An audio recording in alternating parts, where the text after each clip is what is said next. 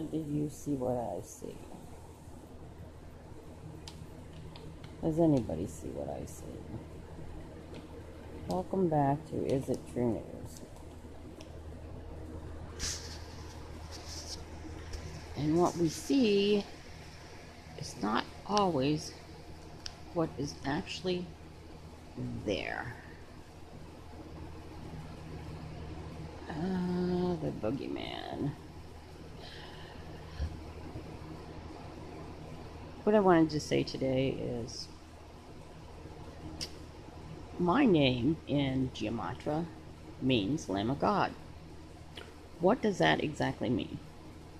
I haven't the slightest clue. But a few years back, I decided to put my name in the Gematria code, and once I found out it meant Lamb of God, I was totally freaked out. And I called probably about, 10 churches and asked them, what does the Lamb of God mean? Nobody had an answer for me, which I thought was weird. I was concerned that I'd be sacrificed or something like that. Which is my name, or perhaps I was here to do something other than making videos about what it's like to die. But in any event, if anybody cares to comment on what Lamb of God means and why somebody's name would mean that in Gematria, I'm all ears. But I also wanted to talk about that virus that the scientists released and the balloons busted went to the ground. So they're always infecting the animals first.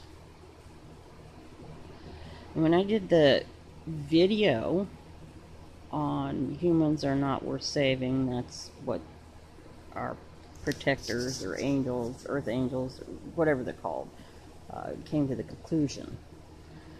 See, many of you may not know that the government, and this has gone on for a while, Obama years, could be Bush years, but they put canisters of cyanide out in the wilderness, in the forest, in the open spaces where animals are, to depopulate the animals.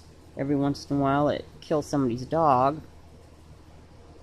or cat, and you never know what happened to them, because they're not really planted that deep into the forest. And on people's property too, unbeknownst to them. So if you come across a canister out in the wilderness, I can't tell you what to do, but if I saw one, I'd certainly find a way of getting rid of it, disarming it, making sure it doesn't go off. What happens when there's a fire, like there are so many fires, man-made fires, because it's part of the scorched earth, what happens is those canisters go off, they reach a certain temperature, and the cyanide's released in the air, and it causes mass casualties. It's part of depopulation, too. It's a very disgusting way. And they'll call it a terrorist attack, but if you look, the EPA has been putting them out there for a number of years. So again, in case you didn't hear me correctly, when there's a fire, these canisters erupt and shoot cyanide gases into the air where you all breathe them. A bunch of birds die. And you may not think that it matters if a bunch of birds die, but you cannot grasp the amount of bugs birds eat daily. If it wasn't for the birds, we'd been so inundated with bugs that as soon as you step outside, they would swarm you. I mean, that's a reality right there. But the virus they set loose, first you're going to sneeze and then you're going to cough. I'm telling you right now, your only hope is to get the frequencies. Start playing those frequencies out loud. Your right frequencies too, the 528, the 432, 936. 936 is really to awaken people so they're not so zombies. And let's talk about the chip implant, excuse me. Come on, it's time for people to stop hiding in their homes. What kind of ridiculous, psychotic proposal is it to chip a person? To impregnate your arm with a chip, a microchip, a little brain device. Who cares how big it is or how small it is? To secrete any kind of frequencies it wants, because your body's all electric, to make you do what it wants. And what kind of insane person would go along with driverless cars so they can target and kill who they want if they speak out against what is wrong?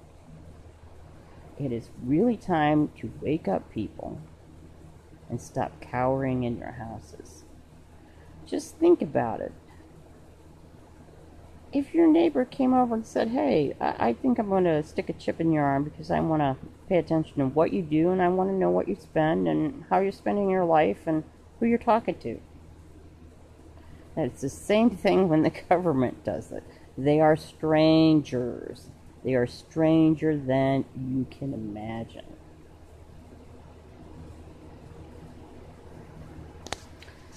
I'm going to have to end this now because we're running on to 7 minutes. And that's a lot for you to think about. The virus is spreading. Protect yourself. Protect your children. Don't let them roll around on the grass. And don't blame your pets. And they are coming. The cannibals are coming. They're not aliens. They're not from out of this world. They are your neighbors, the strangers in high places. But the cannibals are coming.